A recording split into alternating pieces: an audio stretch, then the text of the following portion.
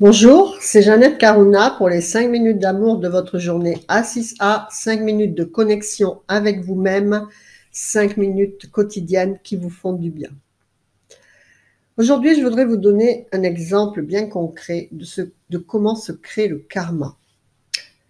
Comment on pourrait appeler ça, je dirais les conséquences du karma, les conséquences de vos actions sur votre entourage.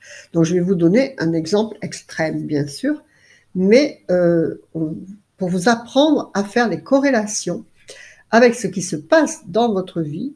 Et comme je vous dis, on est toujours le centre, ça ne peut pas venir d'ailleurs que de nos propres actions, de maintenant ou d'avant, et conscientes ou non conscientes. Mais ce n'est pas la peine de dire c'est la faute à. On est la source de ce qui se passe en face de nous. Et donc, en fait, nous subissons des choses et nos proches également subissent des situations de vie et nous ne savons pas pourquoi. Le pauvre, il n'a pas de chance et tout ça. Mais je vais vous donner un exemple là bien concret de comment ça se passe. Et vous savez que quand je vous dis que vous guérissez votre karma, vous guérissez également celui de votre lignée karmique. On ne travaille pas que pour notre petite personne. Je vais dire que c'est tellement difficile d'aller jusqu'au bout de la guérison karmique et de contrôler tout le temps nos actions, nos pensées, nos ressentis et de comprendre ce qui est face à nous et de ne pas avoir de ressentiment, pas avoir de jugement. Ça, c'est un travail constant. Je ne vous dis jamais que c'est facile. Mais en fait, vous allez voir que ça a des conséquences pour soi-même. Mais en même temps, c'est tellement difficile que pour soi-même, est-ce qu'on en aurait la motivation jusqu'à XX? Non. Il nous faut des motivations extérieures et la meilleure des motivations, c'est nos enfants, notre environnement, notre entourage, ce que nous aimons. Aussi bien nos neveux que notre sœur, notre frère, etc.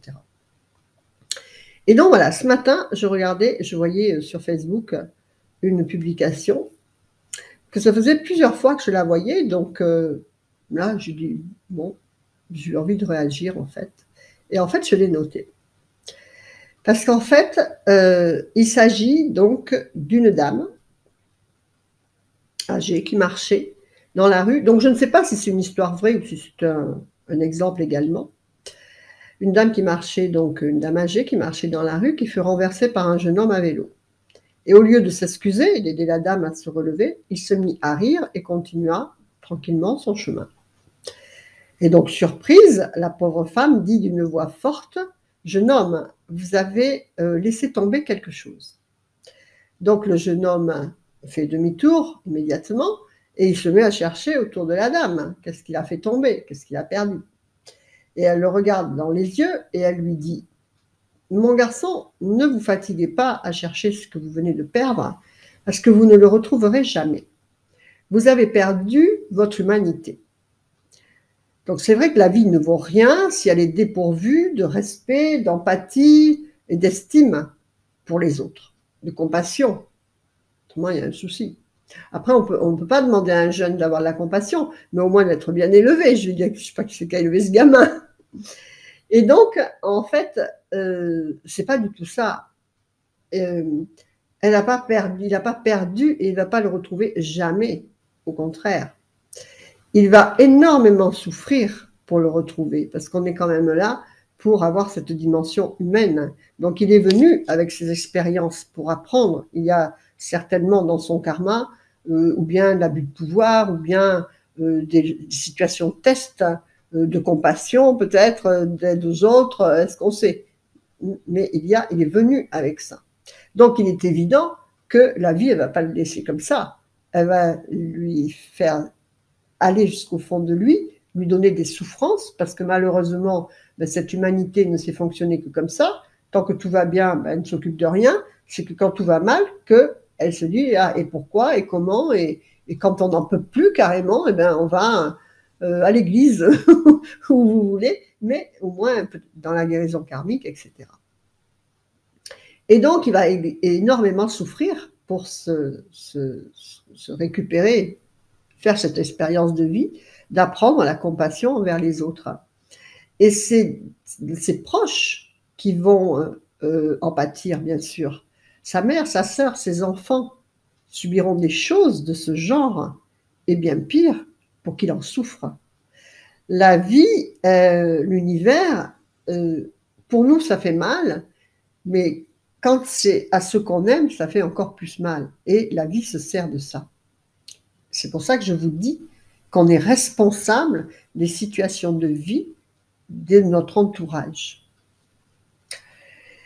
Et donc, comment ça va se passer? Le meilleur, en fait, bien sûr, c'est que le problème qui se passe, c'est qu'on ne fait pas la corrélation entre ce que l'on a fait, ce que l'on a pensé, ce que l'on a ressenti, et ce qui va se passer. Par exemple, dans 30 ans, eh bien, ce jeune homme, eh bien, il aura sa mère sur un fauteuil roulant parce que, eh ben, elle se sera fait renverser par un chauffard. Voilà. Parce que la vie, elle aime bien accentuer les choses. Et puis pour que ça impacte. D'accord? Et donc, voilà, c'est ce que je veux vous faire réfléchir quand je vous demande d'entrer en guérison karmique. Le pourquoi? Eh bien, c'est parce que, pour nous, pour l'humanité, mais également pour votre lignée karmique. D'accord? On est responsable de tout. Moi, je me rappelle une fois, je voulais quelque chose, j'allais voir quelqu'un pour quelque chose, et cette personne, ça ne s'est pas fait comme je voulais. Donc, je rentrais, j'étais mal, en fait, de mauvaise humeur, déçue plutôt. Non, j'étais très déçue, très, très déçue. Et en fait, je rentre, et Michael, mon fils, je le vois mal. Je dis, qu'est-ce qui se passe? Et on allait partir en voyage en Guadeloupe, je crois. Et sa copine de l'époque, Isabelle, devait venir. Et il me dit, ben voilà, Isa, ça fait 3 mois qu'elle est au chômage, et là, ils viennent de l'appeler, elle commence la semaine prochaine, elle ne peut pas venir avec nous en voyage. Ah, donc moi, je connais, donc je réfléchis. Je comprends bien que c'est ma profonde déception qui crée à mon fils une profonde déception. D'accord? Donc je dis, écoute, je vais faire un tour. Et donc je suis partie en ville, marcher, et je réfléchissais bien sûr à tout ça, et je réfléchissais bien sûr à atténuer ma déception, à comprendre que il n'y avait pas mort d'homme, que voilà, c'était comme ça, point, et de l'influence que ça avait sur les autres. Donc je me suis remis en place dans moi, je suis rentrée, et Michael me dit, finalement, ça s'est annulé, Isabelle, elle vient. Je vous laisse méditer sur la chose. Et je vous invite à entrer en guérison karmique. Si ce n'est pas pour vous, c'est pour votre lignée karmique. Et si ce n'est pas pour les enfants parce qu'ils sont grands, c'est vos petits-enfants. D'accord? Voilà. Donc, écoutez, utilisez tous ces outils de l'école de la transformation profonde, de A6A, pour vous reconnecter à cet égrégore d'amour collectif, et MGK, la guérison karmique. Vous voyez exactement le pourquoi du comment je vous demande d'entrer en guérison karmique. Voilà, que votre vie soit belle, je vous embrasse, namasté, au revoir.